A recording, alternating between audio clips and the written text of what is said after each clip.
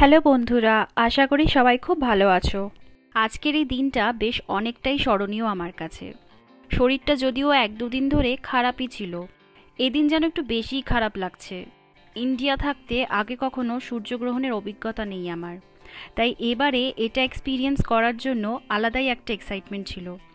কিন্তু সকাল থেকে ওয়েদারটা এতটাই ক্লাউডি যে আদৌ দেখতে পাবো কিনা এই ভাবনায় আছি। আর তাই শরীরের সাথে সাথে মনটাও খারাপ হয়ে পড়েছে। বাড়িতে বরবউতে শরীরটা খারাপ থাকায় সকাল থেকে ভ্লগটা শুরু করা হয়নি। তবে যেই দেখেছি ওয়েদার ভালো হয়েছে আর সূর্যগ্রহণ শুরু হচ্ছে, অমনি আনন্দে ক্যামেরা নিয়ে অ্যাপার্টমেন্টের ছাদে চলে এসেছি আমরা। টরন্টো এবং তার আশেপাশে সূর্যগ্রহণের সময়টা ছিল দুপুর 2:05 আর পূর্ণ সূর্যগ্রহণের সময়টা ছিল ঠিক 3:19। এটা একটা অসাধারণ অভিজ্ঞতা, যা হয়তো চোখে না দেখলে এক্সপ্লেন করা খুব মুশকিল। আর তাই আমি ইউনিভার্সের কাছে ভীষণই কৃতজ্ঞ যে আমি এটা দেখার সুযোগ পেয়েছি। আমি তোমাদের সাথেও বিভিন্ন ফেজে আকাশটা ঠিক কেমন দেখতে লাগছিল শেয়ার করে নিলাম ব্লগের মাধ্যমে। আমি জাস্ট কিছুক্ষণ আগে বাড়ি ফিরলাম আর মুডটাও এখন বেশ ভালো লাগছে। চলো তোমাদের সাথে আজকে শেয়ার করি আমার কুইক ইভিনিং স্কিন কেয়ার রুটিনটা।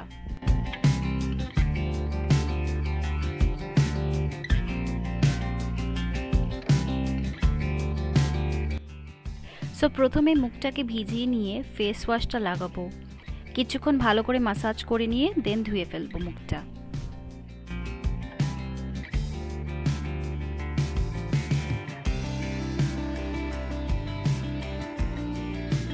এবার লাগিয়ে নিচ্ছি একটা টোনার। এই টোনারটা আমি বেশ রিসেন্টলি ইউজ করা স্টার্ট করেছি অ্যান্ড সো ফার ভালোই লাগছে। নেক্সট এবার লাগাবো সেরাম।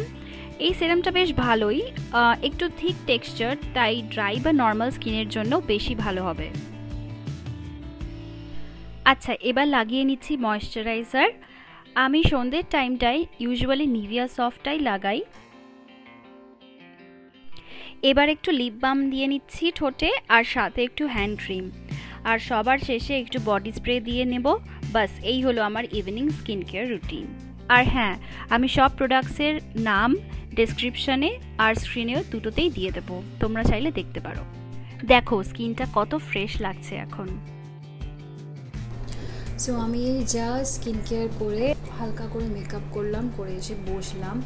ভাবলাম তোমাদের সাথে শেয়ার করি যে আজকে একটা পার্সেল এসছে টেমু থেকে। আরও আরেকটা পার্সেল আসার কথা টেমুর। সো আমি দুটো অর্ডার করেছিলাম, তো তার সেখান থেকে একটা চলে এসছে। এটাও 2 দিন মতো হলো। আমার এই এতটাই শরীরটা খারাপ ছিল লাস্ট 1-2 দিন ধরে যে আমার ওটা আর ওপেন করা হয়নি। তো দেন আমি ভাবলাম যে না, আজকে এটাকে ওপেন করব আর তোমাদেরকেও দেখাবো সাথে, বিকজ আমি সিরিয়াসলি খুব এক্সাইটেড যে এটলিস্ট কিছু তো একটা ভালো লাগার মতো জিনিস হয়েছে। ইটস লাইক যখনই কোনো পার্সেল আসে, যাই হোক না কেন, তুমি যাই অর্ডার করে থাকো না কেন, বাট সেই ফিলিংসটা খুব ভালো লাগে যে কিছু একটা এসছে। অর্ডার করেছিলাম, জানি কি অর্ডার করেছি, বাট স্টিল সেটা পাওয়ার পরে একটা অন্যরকম এক্সাইটমেন্ট হয়, রাইট?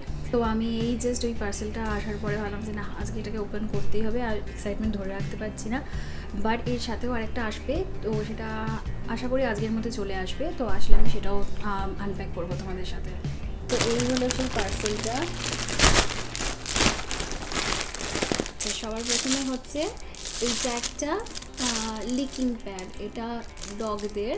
তো এটা আমি অলির জন্য অর্ডার করেছি। তো আচ্ছা, নেক্সট জিনিসটাও হচ্ছে অলির। এটাও একটা টয়। তো এটা একটা বলের মতো, এর মধ্যে মোস্ট লাইকলি ব্যাটারি আছে।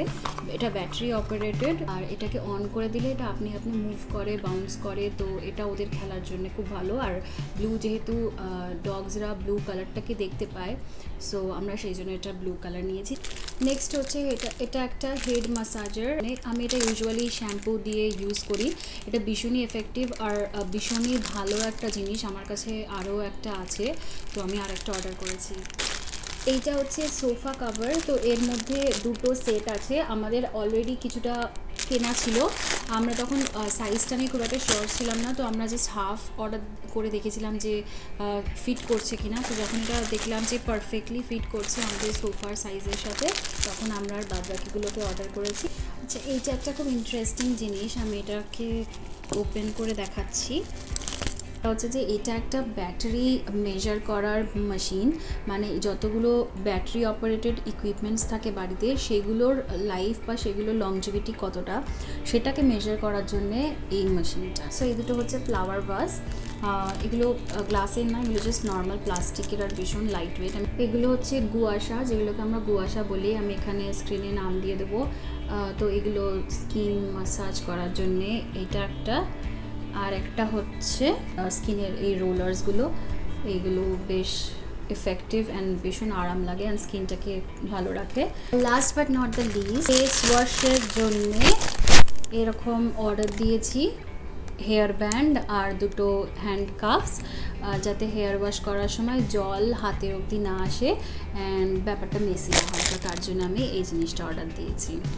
সো এই ছিল মোটামুটি প্রোডাক্টস সব কিছু। তো আমি এখন এই সব প্রোডাক্টসগুলোকে ভালো মতো গুছিয়ে রাখি, দেন তোমাদের সাথে দেখা হচ্ছে আবার। আজকে বাইরের ওয়েদারটা দেখতে পাচ্ছ কীরকম অবস্থা। আজকে সারা দিন ধরে আবার বৃষ্টির থেকেও বড় কথা হচ্ছে ভীষণ ফগি।